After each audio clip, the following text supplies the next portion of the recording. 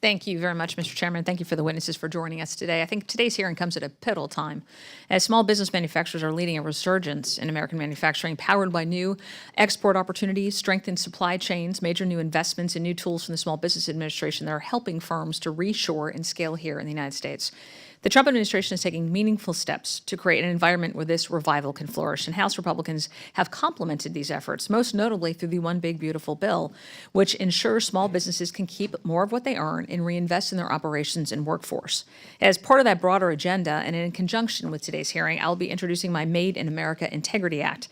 This bill strengthens penalties for companies that falsely claim that their goods or services are made in America to win federal contracts, because it's that kind of fraud that directly undermines the manufacturers who actually invest in American workers.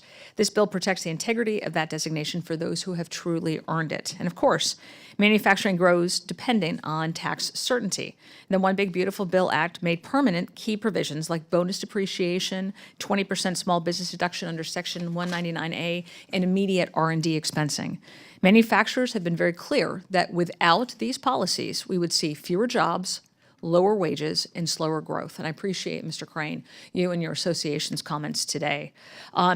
You and your association members well know that the tax provisions in the One Big Beautiful Bill, particularly permanent bonus depreciation in Section 199A small business deduction and the R&D expensing, have been critical to manufacturers. So can you speak a little bit to what making the 20% pass-through deduction permanent, what that means for small and mid-sized manufacturers?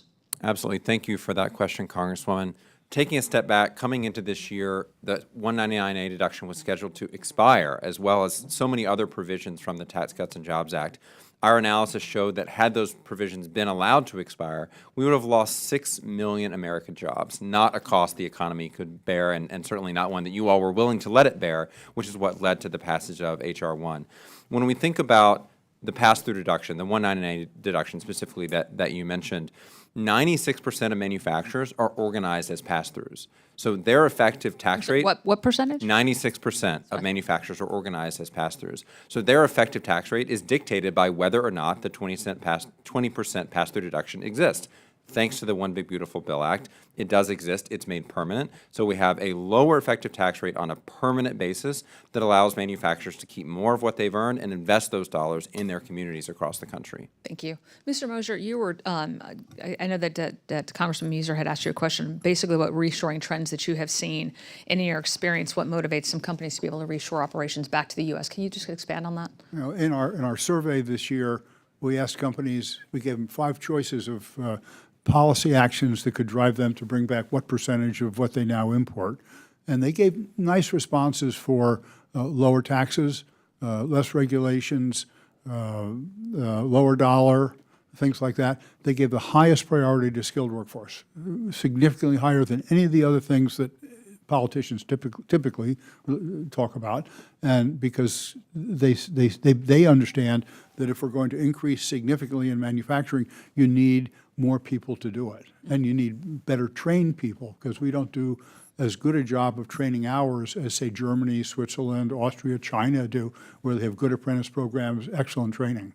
So the combination of more and better trained people is the #1 priority to make I think that happen. should be a wake-up call, by the way, to our universities and our high schools. And this is exactly what we're trying to take on in Ways and Means, to make sure that if you're getting federal dollars, that we're actually training a workforce that can get jobs and be successful Exactly. and meet the needs of our growing American businesses. Mr. Voss, I appreciate you being here today, and I want to give you an opportunity to actually answer the question that you got stopped during the last questioning about the tariff concerns. I look at this as almost like a Rubik's Cube. It's tariffs, trade, and our taxes. And tariffs, trade, taxes, being able to be flexible, knowing what is working, when it's working, and being able to move on a dime as opposed to doubling down on failure is really a smart approach. What have you found as far as our tax policies and how that's being affected with our tariffs?